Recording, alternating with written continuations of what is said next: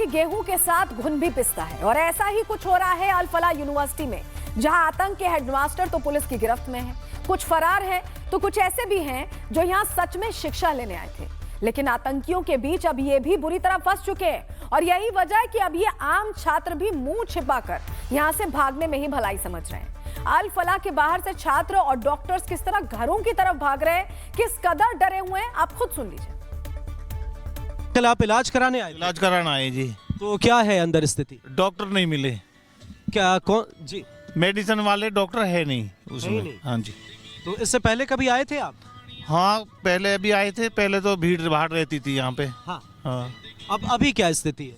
अब तो ये सुनसान सा पड़ा अंदर से अच्छा, अंदर ओपीडी फिर चल किस नाम पर है? वैसे तो चल रही है। हाँ। पर सारे डॉक्टर्स तो है नहीं। तो फिर इलाज कौन कर रहा है? बस देख के नहीं आगे, वो कह रहे बाद में आना, 2-3 दिन बाद आना। ऐसे तो परेशानी हुई होगी। हाँ जी। कौन क्या परेशानी है? आंटी को दिक्कत है? हाँ जी। हाँ जी। तो पहले ये जानकारी नहीं थी? अभी ओपीडी ओपन रखा हुआ है, डॉक्टर नहीं है, तो फिर क्या कहा उन लोगों ने? बात की आपने? हम बात करा, वो कह रहे भाई जब डॉक्टर। दिल्ली धमाकों के बाद अल-फलाह के सारे डॉक्टर्स शक के दायरे में आ चुके हैं और माहौल कुछ ऐसा है कि अल-फलाह पूरी तरह खाली होता नजर आ रहा है। ग्राउंड से आपको रिपोर्ट दिखा रहे हैं। दिल्ली में बम ब्लास्ट के बाद अल-फलाह यूनिवर्सिटी पूरी तरह से एपिसेंटर बन करके निकल के सामने आया है। यानी वाइट कॉलर टेरर का एक बहुत बड़ा मॉड्यूल जो यहाँ से ही ऑपरेट हो रहा था, लेकिन ये ब्लास्ट के बाद जिस तरह से जांच की आज आगे बढ़ी है, पुलिस और इन्वेस्टिगेटिव एजेंसीज जो है वो लगातार अल-फलाह यूनिवर्सिटी पहुँच रही है। कई डॉक्टर्स को हिरासत में लिया जा चुका है। जिसके बाद यूनिवर्सिटी की बात करें तो यहाँ पे देखिए यूनिवर्सिटी भी है, अस्पताल का भी संचालन होता है। यानी एक तो तरफ तस्वीरें दिखाए तो यूनिवर्सिटी जो है वो पूरी तरह से खाली हो गई है। कई स्टूडेंट्स जो है वो अपने जो है स्टूडेंट्स अपने घर चले गए हैं। कई पेरेंट्स यहाँ पे आए थे जो अपने बच्चों को लेकर के जा रहे थे। लेकिन वहीं दूसरी तरफ अगर हम बात करें तो पेशेंट, जो हमें जानकारी मिल रही है उसके अनुसार जो पेशेंट यहाँ पे आया करते थे, जिन्हें भर्ती कराया जाता था, उनकी संख्या भी जो है बेहद ही कम हो गई है। यानी पूरी तरह से बात करें तो कॉलेज के अंदर जहाँ पे चहल पहल देखने को मिलती थी, वहाँ पे सन्नाटा पसरा हुआ है, क्योंकि एक के बाद एक जो खुलासा है वो अल-फलाह यूनिवर्सिटी से निकल करके सामने आ रहा है। यानी वाइट कॉलर टेरर का जो मॉड्यूल है वो यहाँ से चलता था। देखिए अल-फलाह आज खाली हो रहा है, लेकिन सवाल है कि कट्टरपंथ की इमारत आखिर खड़ी कैसे हुई। पूरी खबर बताएंगे, लेकिन उससे पहले अल-फलाह का पूरा A to Z आपको हिसाब किताब आपके सामने रख देते हैं। देखिए अल-फलाह फरीदाबाद में 65 एकड़ का कैंपस है। यहाँ लगभग 12,000 से ज्यादा बच्चे पढ़ते हैं। School of engineering and technology मशहूर है यहाँ का। बीटेक, एमटेक, पॉलिटेक्निक डिप्लोमा चलता है। Al-Falah school of medical sciences and research hospital भी, जहाँ ये आतंकी डॉक्टर्स काम किया करते थे। 2019 से शुरू MBBS में हर साल 150 सीटें होती हैं। बीएड और एमएड कोर्सेज भी यहाँ चलते हैं। स्कूल ऑफ एजुकेशन में 1000 से ज्यादा छात्र हैं। कुल मिलाकर 40 से ज्यादा कोर्सेज इस अल-फलाह में चलते हैं। डिप्लोमा, UG, PG, PhD तक की पढ़ाई होती है। मैनेजमेंट, कॉमर्स, साइंस, आर्ट्स के कोर्सेज भी उपलब्ध हैं। कैंपस में मस्जिद है, हॉस्पिटल है और हॉस्टल की सुविधाएं हैं। अल-फलाह सोसाइटी 1997 से शिक्षा का काम कर रही है। ये तो देखिए आधिकारिक जानकारी, लेकिन वाकई क्या शिक्षा का काम ये यूनिवर्सिटी कर रही थी? अब अल-फलाह को लेकर तमाम तरह की बातें क्योंकि सामने आ रही हैं, लेकिन सबसे गंभीर बात जो है वो ये है कि इस यूनिवर्सिटी के टेरर नेटवर्क के पास 200 वीडियोज हैं। ये वो वीडियोज हैं जो जांच एजेंसियों के हाथ लग चुके हैं। वहीं सवाल उन वीडियोज पर भी है जो अभी भी जांच एजेंसियों के हाथ से दूर है और ऐसे ही किसी डॉक्टर के फोन में मौजूद हो सकते हैं। मतलब खतरा अभी टला नहीं। रिपोर्ट देखिए।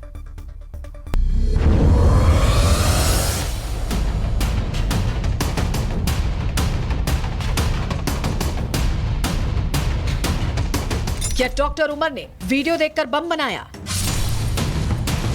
क्या शाहीन के पास बम बनाने का वीडियो था? क्या डॉक्टर मुजम्मिल के पास बम बनाने का डिजिटल कोर्स था? ये वो सवाल हैं जिनके जवाब जांच एजेंसियां तलाशने में जुटी हैं। NIA की पड़ताल में दिल्ली धमाके से जुड़ी नई परतें खुलकर सामने आ रही हैं। अब जो खुलासा हुआ है वो ये बता रहा है कि कैसे व्हाइट कॉलर डॉक्टर्स के दिमाग में ये कट्टर जिहादी सोच बोई गई थी। NIA ने गिरफ्तार आतंकी डॉक्टर्स मुजम्मिल, आदिल, शाहीन और इरफान के मोबाइल फोन से सैकड़ों डिलीटेड वीडियोस बरामद किए हैं। सूत्रों के मुताबिक ये वीडियो कोई आम ट्यूटोरियल नहीं बल्कि प्रोफेशनल आतंकी ट्रेनर्स की तरह से रिकॉर्ड किए गए हाई क्वालिटी फुटेज हैं। वीडियो में दिखाया जा रहा है घरेलू सामान से RDX जैसा विस्फोटक कैसे बनाएं, टाइमर, रिमोट और मोबाइल डेटोनेटर्स कैसे लगाएं, भीड़ भाड़ वाली जगहों पर ज्यादा से ज्यादा नुकसान पहुंचाने के लिए बम कहां प्लांट करें, पुलिस चेकिंग से बचने के खतरनाक तरीके, यहां तक कि सुसाइड बॉम्बर को मानसिक रूप से तैयार करने की ट्रेनिंग भी। ये वीडियो पाकिस्तान में बैठे आतंकी संगठनों और उनके भारत में सक्रिय स्लीपर सेल्स के बीच फैलाए जा रहे थे। कुछ वीडियोस में ट्रेनर उर्दू और पश्तो में निर्देश दे रहे हैं, जबकि कुछ को हिंदी में डब किया गया है ताकि भारत में नए भर्ती हुई युवाओं का आसानी से ब्रेन वॉश किया जा सके। यानी साफ है, ये कोई अचानक बना मॉड्यूल नहीं है, ये लंबे समय तक की गई वैचारिक घुसपैठ और ब्रेन वॉश का नतीजा है। और सबसे चौंकाने वाला खुलासा डॉक्टर मुजम्मिल के फोन में मिले उन 80 वीडियोस से हुआ है जो सीधे तौर पर आतंकी ट्रेनिंग से जुड़े हैं। डॉक्टर मुजम्मिल के फोन से 80 वीडियो आतंकी ट्रेनिंग, बम मेकिंग के मिले। इसके साथ ही वीडियो में केमिकल रिएक्शन से जुड़ी रिसर्च भी थी।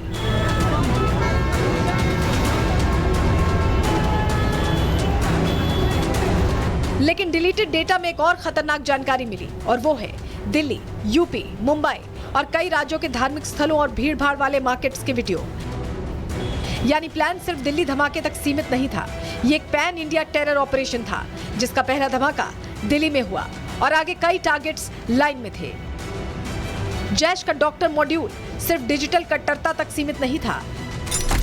2022 में मुजम्मिल और उमर तुर्की पहुंचे, यहाँ एक सीरियाई ISS कमांडर से मिले।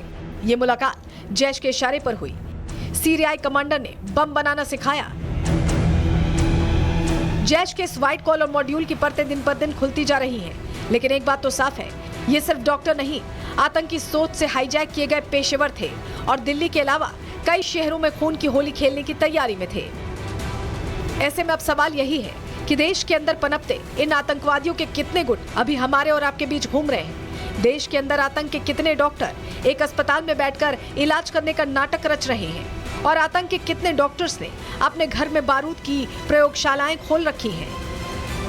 Bureau report, Republic Bharat. Delhi में बम ब्लास्ट के बाद अल-फलाह यूनिवर्सिटी पूरी तरह से एपिसेंटर बन करके निकल के सामने आया है। यानी वाइट कॉलर टेरर का एक बहुत बड़ा मॉड्यूल जो यहाँ से ही ऑपरेट हो रहा था, लेकिन ये ब्लास्ट के बाद जिस तरह से जांच की आज आगे बढ़ी है, पुलिस और इन्वेस्टिगेटिव एजेंसीज जो है वो लगातार अल-फलाह यूनिवर्सिटी पहुँच रही है। कई डॉक्टर्स को हिरासत में लिया जा चुका है। जिसके बाद यूनिवर्सिटी की बात करें तो यहाँ पे देखिए यूनिवर्सिटी भी है, अस्पताल का भी संचालन होता है। यानी एक तो तरफ तस्वीरें दिखाए तो यूनिवर्सिटी जो है वो पूरी तरह से खाली हो गई है। कई स्टूडेंट्स जो है वो अपने जो है स्टूडेंट्स अपने घर चले गए हैं। कई पेरेंट्स यहाँ पे आए थे जो अपने बच्चों को लेकर के जा रहे थे। लेकिन वहीं दूसरी तरफ अगर हम बात करें तो पेशेंट, जो हमें जानकारी मिल रही है उसके अनुसार जो पेशेंट यहाँ पे आया करते थे, जिन्हें भर्ती कराया जाता था, उनकी संख्या भी जो है बेहद ही कम हो गई है। यानी पूरी तरह से बात करें तो कॉलेज के अंदर जहाँ पे चहल पहल देखने को मिलती थी वहाँ पे सन्नाटा पसरा हुआ है, क्योंकि एक के बाद एक जो खुलासा है वो अल-फलाह यूनिवर्सिटी से निकल करके सामने आ रहा है। यानी वाइट कॉलर टेरर का जो मॉड्यूल है वो यहाँ से चलता था।